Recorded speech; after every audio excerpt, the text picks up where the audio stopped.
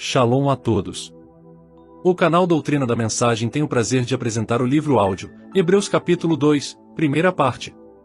Temos recebido sugestões de irmãos, para colocarmos a série sobre Hebreus aqui no canal. Desde a década de 80 que o Ministério De Volta à Palavra Original de Goiânia, traduziu estes sermões. Até o momento nenhum outro ministério tem traduzido esta série. Assim, está a tradução que vamos utilizar para disponibilizar estes audiolivros. Como funciona um audiolivro? Como o próprio nome já diz, os audiolivros são gravações de voz do texto de um livro. Dessa forma, você pode ouvi-los, em vez de ler. Um audiolivro é uma versão exata, palavra por palavra, de títulos impressos. Isso facilita para muita gente o acesso. E, para aqueles irmãos que sempre criticam sobre tudo, lembre-se, tem muitos irmãos e irmãs que já não conseguem ler, e com o áudio essa pessoa tem a facilidade de poder se assentar no sossego do seu lar, e ouvir a mensagem de Cristo para esta hora.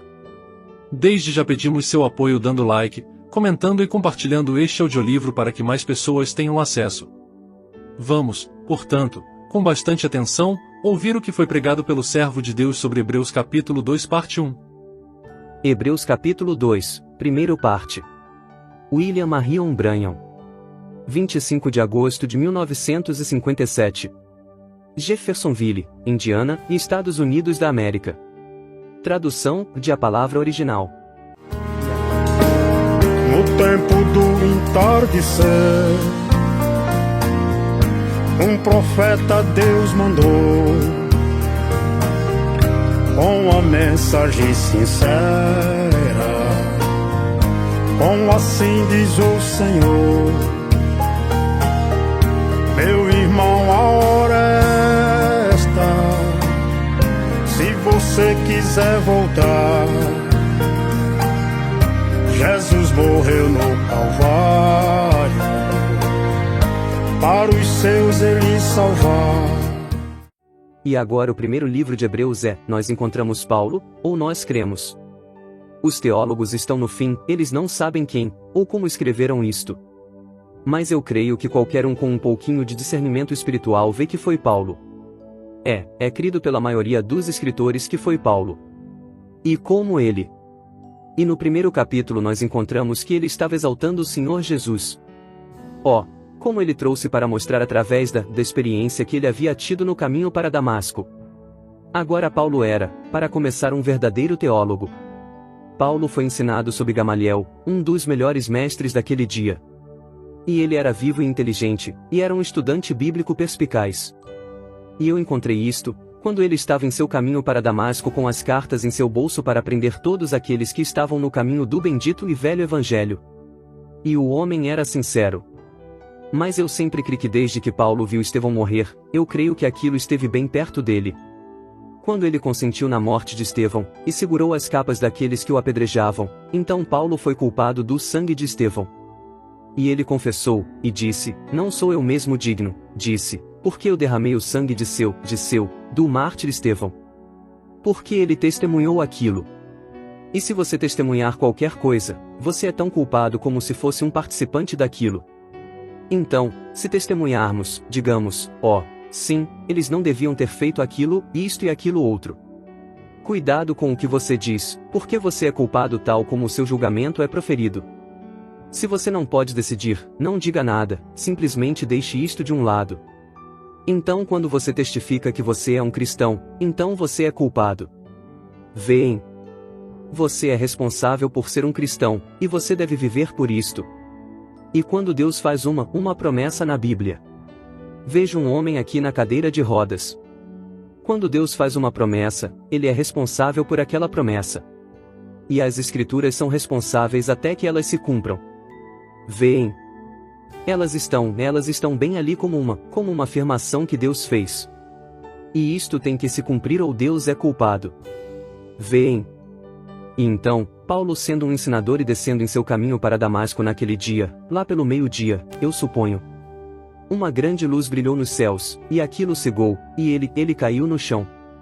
E ele disse que queria saber quem era. Ele disse que uma voz falou, dizendo: Saulo, Saulo, por que tu me persegues? Eu creio que foi no capítulo 8 de Atos. Ele disse: Quem é este que persigo? E a voz voltou e disse: Sou Jesus, ó. Sou Jesus, e duro é para te recalcitrar contra os aguilhões. E o que era uma luz, simplesmente uma grande luz brilhando. Agora, para nos encorajar e obtermos uma base aqui, como ele podia ser uma luz quando ele era homem? Agora, ninguém. Havia um punhado de soldados com Paulo, guardas de templo, descendo para prender. Paulo era o capitão-chefe. E eles estavam descendo para prender aquelas pessoas por suas campanhas e assim por diante, e pela esperança religiosa que estava dentro deles. Mas agora, aqui estava Jesus como uma grande luz. Agora, se você recorda, no princípio Jesus era a luz. Jesus era o Logos que saiu de Deus. E ele era o anjo do pacto que dirigiu os filhos de Israel através do deserto. E ele era a coluna de fogo para a qual eles olhavam. Eu vim de Deus e volto para Deus. Então, se ele veio de uma coluna de fogo a um homem, então se ele voltou para onde ele estava, ele voltou para a luz outra vez. E ali estava ele quando Paulo viu, ele era uma luz. Agora, todos estes soldados que estavam com Paulo não viram a luz. Então é possível que um veja isto e os outros não? Certamente. Está bem, Paulo viu aquilo, mas o restante deles não viu a luz. Agora, quando Pedro estava na prisão, nós encontramos que esta luz entrou na cadeia, abriu as portas, enquanto saía. Pedro indo, e quando ele chegou à porta, ela simplesmente se abriu em silêncio, e fechou atrás dele. Da cela interior, ele saiu para exterior, ela abriu por si mesma, fechou quietamente. Então ele passou por uma brecha, e saiu na rua da cidade. E ele esfregou seus olhos como que dizendo: estava eu sonhando? Ele não sabia o que tinha acontecido. Porém o anjo do Senhor, o mesmo anjo que era a coluna de fogo, que levou Moisés até o mar e o abriu, e o mar morto, o mar vermelho se abriu no meio, e Israel atravessou. E quando eles chegaram no transbordante Jordão, ele não se fez visível ali. Mas ele estava ali porque ele simplesmente o abriu. E eles o atravessaram em abril, quando as planícies estão cheias de água. E ele permaneceu na primavera, e ele ficou até que a neve se derretesse, porque ele não continuou subindo e subindo, ele simplesmente parou. Este é o nosso Jeová. Este é o nosso Senhor Jesus. Simplesmente parou, e eles atravessaram em terra seca. Agora, Deus prometeu que ele cuidaria deles, então ele estava obrigado para com sua promessa. Agora, Paulo, acautelado destas coisas e conhecendo-as, ele era privilegiado porque Deus falava diretamente com Paulo. Ele não estava falando com os soldados que estavam com ele. Ele estava falando somente com Paulo. Agora, quando o anjo do Senhor desceu na forma de uma estrela. E os observadores de estrelas, os magos da Índia, quando eles viram aquela estrela e a seguiram por centenas de milhas. E aquilo passou por cada observatório, porque eles guardavam o tempo através das estrelas. E ninguém viu aquela estrela a não ser os magos. Oh, que coisa! Isto não te emociona? Então veja você, Deus não trata com organizações. Ele não trata com grupos de pessoas. Ele trata com indivíduos. E agora para dizer isto, não este. Deus conhece meu coração. E não digo isto para minha própria pessoa, para louvor pessoal, nem destes que estão aí. Mas você sabia que aquele mesmo Deus, aquele mesmo Jesus, está conosco nesta manhã? Você sabe que cada um de vocês tem um pequeno testemunho individual disto neste momento, de que Ele está aqui. E Ele tem feito algo por nós neste dia que Ele não fez em nenhum outro dia, Ele permitiu que sua foto fosse tirada neste dia. Nós a temos pendurada bem ali. Veem? A coluna de fogo, o mesmo Senhor Jesus. Observe como Ele opera agora. Se Ele é o mesmo Senhor Jesus, Ele fará a mesma coisa. Pois a Bíblia diz, Ele é o mesmo ontem, hoje e eternamente. Agora, antes de Paulo anunciar qualquer coisa, fosse correto ou errado, ele primeiro desceu até o Egito e passou 3 anos, para descobrir se aquilo era escriturístico ou não. Você sabia disto? Após a conversão de Paulo, ele foi para o Egito por 3 anos. Ali ele habitou, e foi ali onde ele aprendeu esta grande sabedoria. Agora, não em nenhuma comparação de modo algum, estou simplesmente lhes mostrando como o Espírito Santo continua o mesmo. Agora, minha igreja aqui se lembra de anos atrás, quando este anjo apareceu e mostrou coisas, eu estava um pouquinho cético quanto àquilo. Todos vocês sabem disto, vocês dos velhos tempos. Se isto é certo, levantem suas mãos. Quando vocês ouviram isto. Veja na igreja ainda, dos velhos tempos. Veem. Eu estava cético porque pregadores me haviam dito que isto era o diabo. E parece que eu criei naquilo, mas eu esperei. Eu não disse nada sobre aquilo. Mas, ó, bendito seja o nome do Senhor. Certa noite, ele desceu, um anjo, e revelou isto nas Escrituras que era ele. E quando eu vi isto nas Escrituras, então explodi através do mundo com isto, a mensagem. Dali saiu Oral Roberts, A. Allen, Tommy Osborne, Tommy Hicks e outros. Veem. É uma mensagem para o povo. E Jesus é o mesmo ontem, hoje e eternamente. É escriturístico, ele é o mesmo. Ele faz o mesmo. Ele é o mesmo. E ele opera da mesma forma. Ele se manifesta do mesmo modo. E ele está aqui nesta manhã da mesma maneira. Agora podemos vê-lo. Seja o que for, nós temos um testemunho neste momento de que ele está aqui. Ora, nós encontramos agora que Paulo, sobre esta experiência. E ele está escrevendo estas cartas, a maioria delas, da prisão. Ele comparou o Velho e o Novo Testamento. Agora recordem, o último escritor desta Bíblia, através da inspiração, Deus desceu e lhe disse: se alguém acrescentar qualquer coisa a ela ou tirar dela, o mesmo será tirado do livro da vida. Então não ousamos acrescentar nada a ela. Ela deve permanecer como é, não deve haver nada acrescentado a ela. E devemos sustentar tudo o que está nela. Eu não quero mais e eu não quero menos. Eu quero exatamente o que ela diz. Agora, este livro de Hebreus, a razão pela qual eu o escolhi, o propósito, a coisa, esta carta do querido irmão Branham e assim por diante. E eu. Queremos permanecer com a palavra. Agora, o primeiro capítulo era a exaltação de Jesus. Então ele é o principal. E Paulo nos fez saber outra noite, que ele estava no grande princípio. E nós descobrimos que ele não era nada menos que Melquisedeque, o rei de Salém, o grande do capítulo 7. Agora, nesta manhã, nós nos aproximamos dele de outro ponto de vista, do segundo capítulo. Agora, depois de Paulo nos dar esta grande e maravilhosa mensagem de exaltar a Jesus. E fez até mesmo que os anjos o adorassem. E eu penso, aqui como sinal do velho decreto, e ele enrolará isto como uma veste, eles perecerão, porém tu permanecerás. E no segundo capítulo, o segundo verso, eu creio que tem ele nestes dias nos falado através de seu Filho. E veja, muitas vezes e de várias maneiras ele falou através dos profetas. Nós fomos e descobrimos o que eram os profetas, e como Deus trouxe a sua mensagem através dos profetas. Mas neste último dia ele nos falou através dos profetas, então nós voltamos e descobrimos, todos aqueles profetas tinham o Espírito de Cristo neles. Nós voltamos para José e descobrimos que ele perfeitamente tipifica Cristo. Então descemos para Davi. E quando Davi foi rejeitado em Jerusalém não sabendo porquê, mas subiu na colina e olhou para trás no Monte das Oliveiras, e chorou sobre Jerusalém porque ele foi rejeitado. Depois de 800 anos o filho de Davi foi rejeitado, como rei em Jerusalém, e assentou na colina e chorou. O Espírito de Cristo, tratando com indivíduos. Agora, Paulo começa dizendo: por esta razão, importa que nos apeguemos, com mais firmeza, às verdades ouvidas. O segundo capítulo agora que estamos começando. Por esta razão, importa que nos apeguemos, com mais firmeza, às verdades ouvidas, para que delas jamais nos desviemos. Possa Deus dirigir essa casa neste tabernáculo nesta manhã.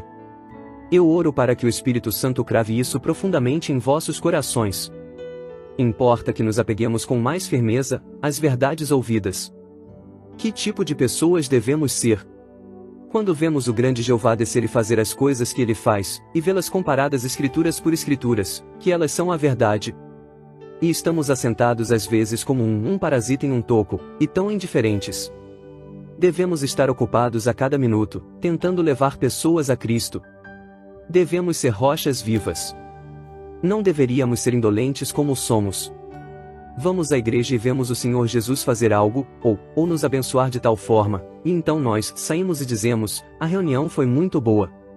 Agora, a pregação da palavra, nós gostamos dela. Mas esta não é a coisa principal. Isto não devemos adorar o Senhor só depois que pregamos a palavra como geralmente fazemos, simplesmente o adore. Isto é maravilhoso. Mas devemos adorá-lo a cada hora de nossa vida. Quando estamos no trabalho devemos adorá-lo. Cada vez que aparecer uma oportunidade, adore ao Senhor testificando dele. Se você vê algumas de vocês, senhoras, vendo uma mulher no erro, adore ao Senhor chegando a ela e dizendo: irmã, há uma vida melhor do que esta. Vocês homens, em seu trabalho, quando você ouve um homem usando o nome do Senhor em vão, tendo uma oportunidade, chame-o, pegue-o pelo braço e lhe diga: você, há uma vida melhor do que esta. Você não deveria ter usado aquelas palavras. E fale com ele de uma maneira mansa e educada. Todas estas coisas são uma adoração, e quando vemos alguém doente os médicos dizem: não há nada mais que possa ser feito. Devemos adorar ao Senhor, lhe dizendo: há um Deus no céu que responde às orações. E então quando vemos estas coisas acontecendo, que vemos acontecendo realmente o suficiente, nós nunca deveríamos omiti-las. Nós simplesmente deixamos que isto passe através de nossos dedos. Este é que é o problema com a grande igreja pentecostal hoje. Eles deixaram que a verdadeira melhor parte da colheita escapasse através de seus dedos, sendo que eles tinham isso em suas mãos. Mas veja o que eles fizeram. Eles fizeram como o restante das igrejas. Eles correram à conquista, no caminho de Coré e pereceram, e o caminho de Caim, e pereceram na contradição de Coré. Eles se organizaram. Em vez de ter uma fraternidade onde poderíamos ser todos um, eles se organizaram. Fizeram pequenas organizações e pequenos ismos, e floresceram dali e simplesmente romperam a fraternidade. E se você não observar, os batistas e presbiterianos apanharão isto, porque Deus é capaz de destas pedras levantar filhos a Abraão. E nós deixamos isto escapar das mãos e se desunificou. Como os índios perderam este país para os brancos? É porque eles se desuniram. Se eles tivessem feito uma grande linha de frente. Mas eles estavam lutando uns com os outros, e eles teriam segurado suas terras se todos tivessem se unido. Como perdemos isto? Porque somos desunidos. Como perdemos a nossa experiência com Deus? É porque somos desunidos.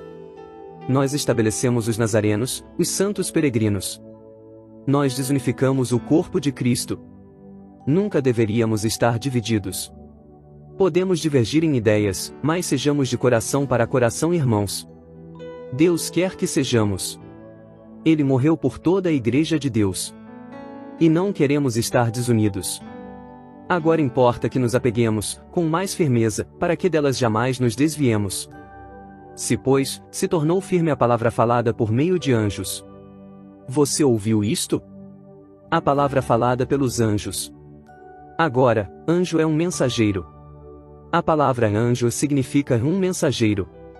E passamos por isto no primeiro livro aqui, havendo Deus falado antigamente muitas vezes, e de muitas maneiras aos pais através dos profetas. Aqueles foram os mensageiros de Deus. E eles eram mensageiros de Deus, eles eram anjos de Deus.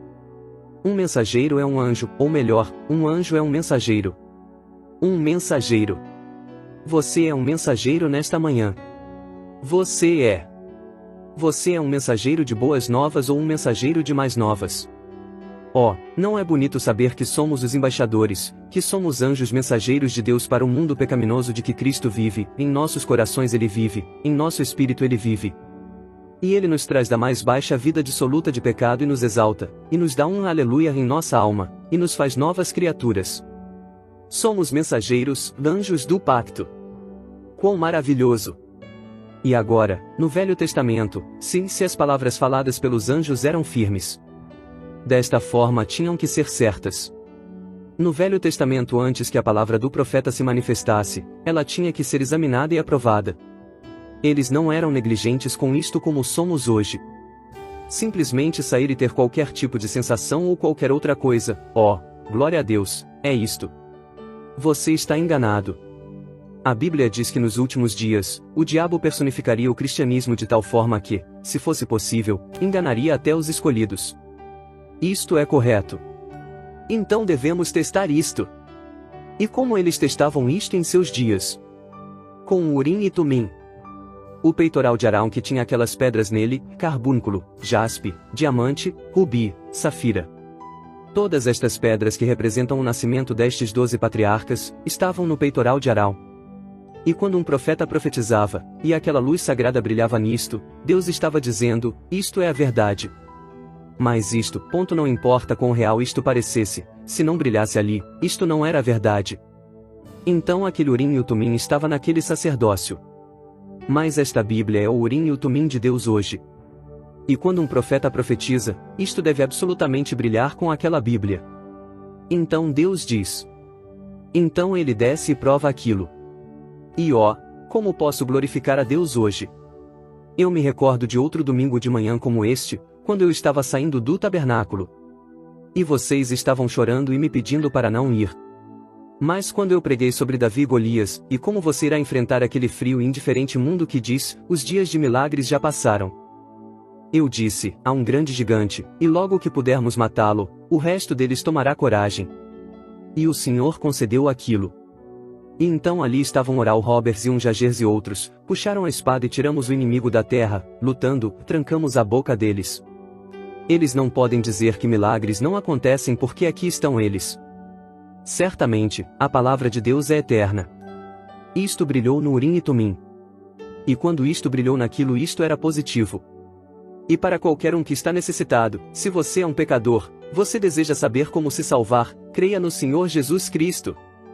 Hoje, temos tantas coisas que você tem que fazer, tem que passar páginas novas, você tem que fazer isto e aquilo, para que você possa ser salvo. Eu lembro do carcereiro de Filipos quando aquele carcereiro perguntou a Paulo, que devo fazer para ser salvo? Se isto fosse perguntado a você ou a mim, nós teríamos citado as coisas que ele não deveria fazer, você deve parar de beber, você deve parar de jogar seu jogo, você deve parar com isto, você deve parar com aquilo. Paulo não lhe disse isto. Ele simplesmente lhe disse as coisas que ele deveria fazer. Creia no Senhor Jesus Cristo e serás salvo. Agora, aquele que ouve minhas palavras e crê naquele que me enviou tem vida eterna. Este é o Urim e o Tumim brilhando, São João 5 horas e 24 minutos. Eu sou o Senhor que cura todas as enfermidades. Tiago 5 horas e 14 minutos, chame os anciãos, unja com óleo, a oração da fé salvará os enfermos. O Urim brilhando. Esta é a palavra eterna de Deus. Não me importa quantos ateus, descrentes, agnósticos, céticos se levantem. Deus firmará em sua palavra. Ele prometeu que faria isto. E devemos nos apegar com mais firmeza a estas coisas que ouvimos, para que delas não nos desviemos. Pois se as palavras faladas pelos anjos, os profetas, se tornaram firmes, elas eram. Poderíamos passar uma semana nisto. Estava isto firmado quando Moisés falou? Claro que estava. E Elias assentado em cima do monte? E o Senhor lhe disse, suba até ali, Elias. Eu ficarei ali contigo, quero companheirismo. Deus gosta de ter companheirismo com o seu povo. Mas não ficamos suficientemente quietos para que ele tenha companheirismo conosco.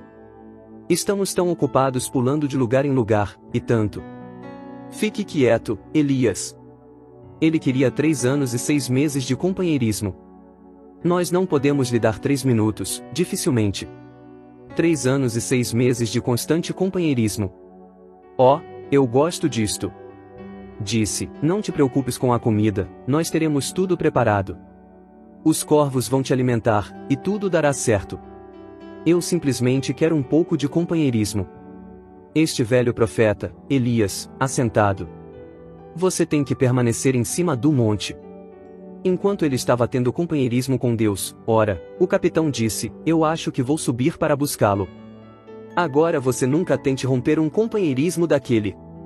Então o capitão subiu com o seu grande exército de homens, de 50. E ele disse, eu vim para te levar Elias. E Elias se levantou. Cuidado!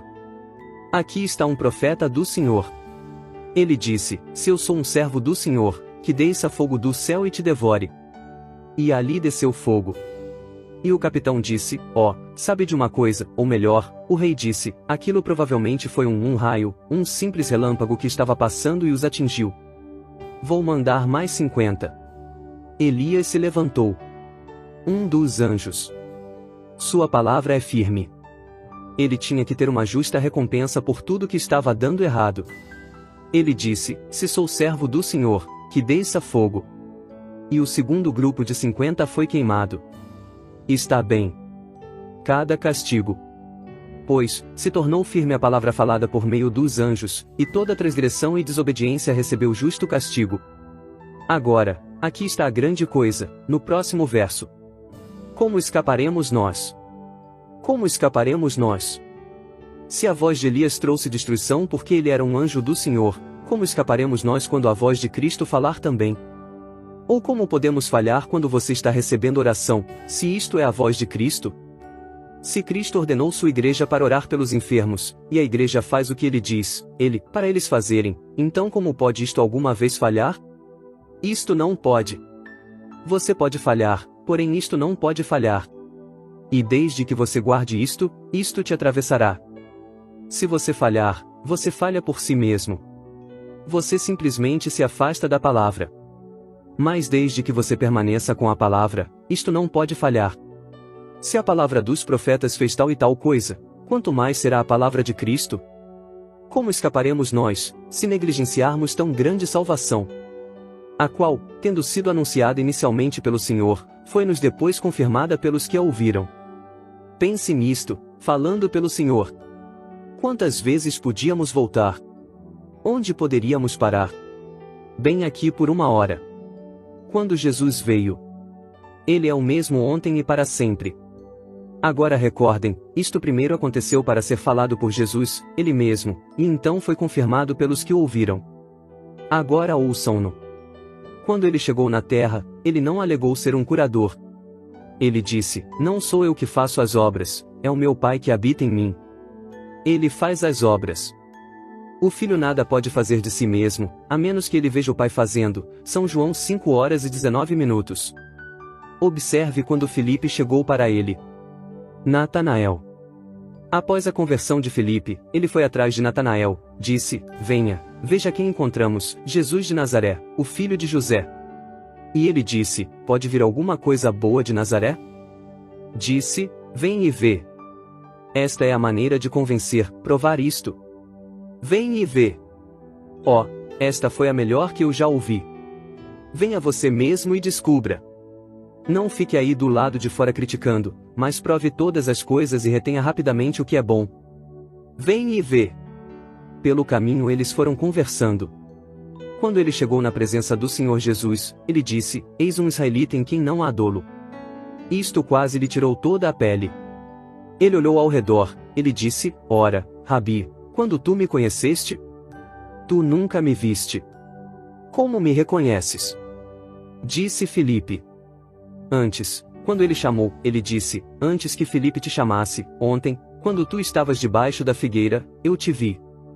Amém. Ele disse: tu és o Filho de Deus. Tu és o Rei de Israel. Uma mulher chegou em sua presença, e ele disse: vai e traga seu marido. Disse: correto. Tiveste 5 e aquele com quem tu estás agora vivendo não é teu. Disseste a verdade. Pense nisto. Ela disse: Senhor, vejo que és um profeta aqui. Nós sabemos que quando o Messias chegar ele nos dirá todas as coisas. Ele disse: sou aquele que fala contigo. E ela correu e contou aos homens da cidade: vinde ver de um homem que contou tudo o que fiz. Não é este o Messias? Isto foi falado pelo Senhor. O que aconteceu? Jesus disse antes dele partir: as coisas que faço também as fareis. Não é isto correto? As coisas que faço também as fareis, e mesmo mais do que estas, pois eu vou para o Pai. Oh, eu posso vê-los enquanto saíam por todas as partes, Marcos 16, saíam por todas as partes pregando, o Senhor trabalhando com eles, confirmando a palavra. E aqui, Paulo dando a mesma coisa. Ele disse que o Evangelho começou a ser pregado através de Jesus e nos foi confirmado através daqueles que o ouviram. Esta é a pedra fundamental. Oh, bendito seja o nome do Senhor! Esta é a pedra fundamental. E pensar que 2000 anos se passaram. Ateus se levantaram, infiéis, céticos e agnósticos. Mas, hoje, aquele mesmo Jesus confirma sua palavra da mesma maneira através daqueles que o ouvem. Ouvi-lo não significa simplesmente ouvir um sermão, Aquilo significa ouvir a Ele. Sim, como escaparemos nós? Onde está nossa saída? Oh, você diz, bendito Deus, eu pertenço à Igreja Metodista. Eu sou presbiteriano. Eu sou pentecostal. Aquilo não tem nada a ver com isto. E você chega a um ponto em que vai querer chamar isto de espiritualismo, ou alguma telepatia mental, ou algum diabo, ou algo. Que vergonha! Se cada palavra foi firmada pelos anjos. Jesus disse, não é. Um pouco mais e o mundo não me verá mais. Vós ainda me vereis, pois eu estarei convosco, mesmo em vós até o fim dos séculos. E quando vemos descendo, para confirmar sua palavra. Como escaparemos nós se estivermos apegados em alguma igreja, ou alguma organização, ou denominação, ou alguma pequena teoria própria e mimada? É melhor você soltar. Pois se sob os anjos cada pecado recebeu a justa recompensa, quanto mais quando o Filho de Deus está falando dos céus para manifestar a sua palavra. Como escaparemos nós se negligenciarmos tão grande salvação? Oh, que coisa! Deus também. Verso 4. Testificando também Deus. Observe isto. O Senhor testificou. Oh, estou tão feliz por isso. O Senhor testificou. Veja. Quando Elias estava assentado no monte, ele disse: se eu sou um homem de Deus, que caia fogo do céu e vos consuma. Deus testificou que ele era um homem de Deus. Deus sempre testifica. Sua vida testifica. Eu não sei qual é o seu testemunho, mas sua vida fala tão alto que sua voz não pode ser ouvida. O que você? Sua vida cotidiana, testificará o que você é, Deus testificará. Sim, o Espírito Santo é um selo, e o selo toma os dois lados do papel. Ele te vê aqui de pé e te vê quando você vai embora. Não somente na igreja, mas no trabalho de cada dia. Você está selado dos dois lados, por dentro e por fora. Pela alegria que você tem e pela vida que você vive, você é selado por dentro e por fora. Mas você sabe que está salvo e o mundo sabe que você está salvo através da vida que você vive, pois Deus testemunha. Bendito seja o santo nome. Oh, eu me sinto religioso. Pensem nisto, irmãos.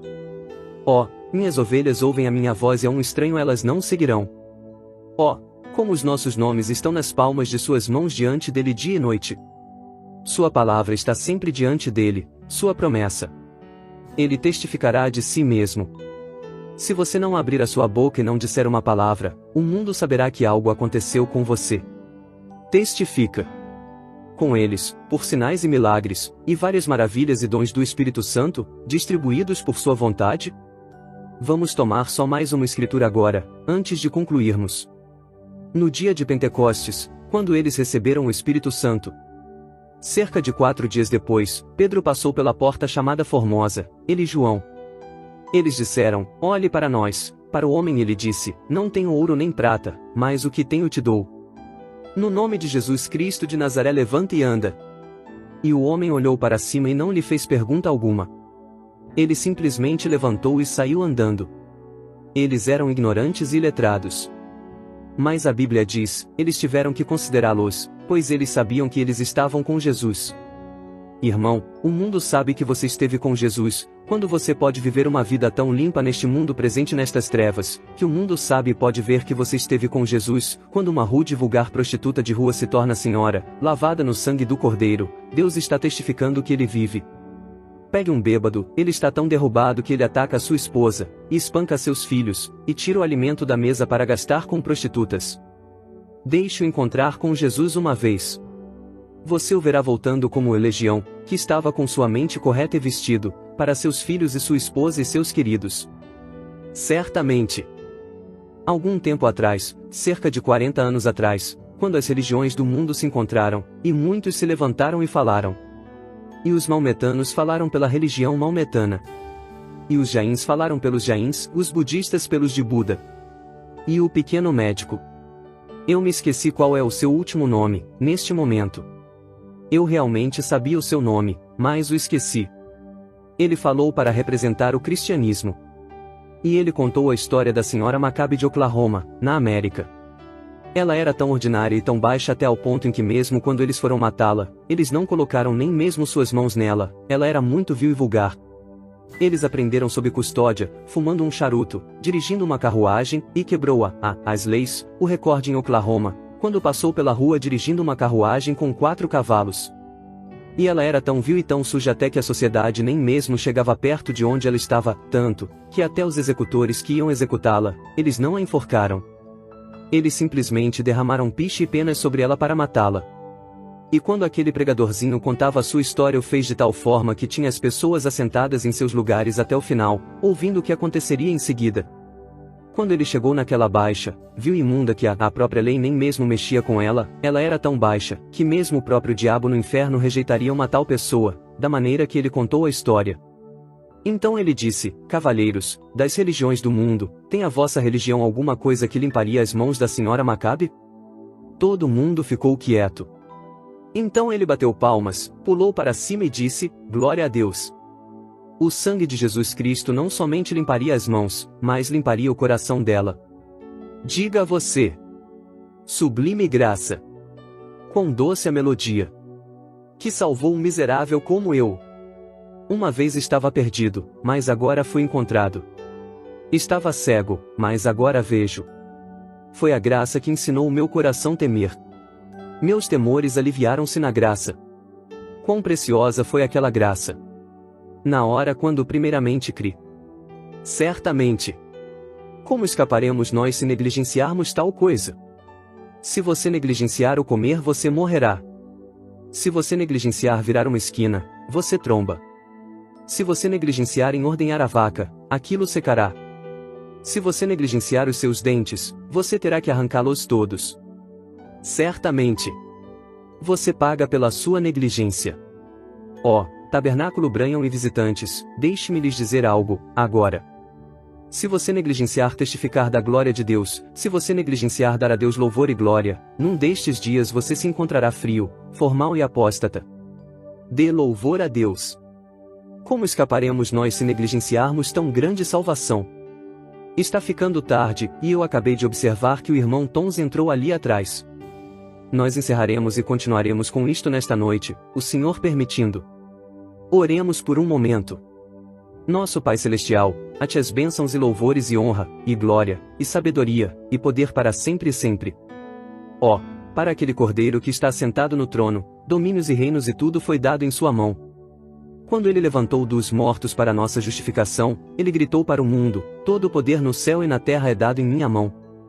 Ide, portanto, a todo mundo e pregai o Evangelho. Ó querido Cordeiro que está morrendo, teu precioso sangue nunca perderá o seu poder. Até que toda igreja resgatada de Deus seja salva para não pecar mais. Ajude-nos como ministros para vermos o quanto estamos requerendo, como devemos ter uma igreja, devemos ter isto, devemos ter tudo. Nossas mulheres, antes de irem à igreja, e ainda se chamam cristãs, terão que ter certo tipo de vestido, ou estarão mal vestidas. E os pregadores têm que ter determinada quantia de dinheiro antes de virem, e tudo tem que ser assim e assim.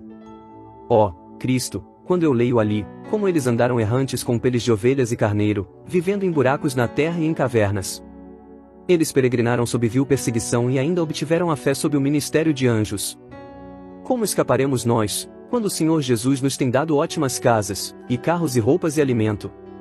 E nós murmuramos, ficamos assentados, somos preguiçosos. Nós nunca tentamos sair e fazer algo a respeito disto. Como escaparemos nós, Deus? Ó, eu oro para que Tu queimes esta convicção antiquada dentro de cada coração nesta manhã, Senhor, para que as pessoas possam estar de pé nisto. Que possamos trabalhar enquanto a luz do dia está brilhando e porque o sol está rapidamente indo a pique. E a civilização está indo, e não haverá mais tempo. E isto se fundirá com a eternidade.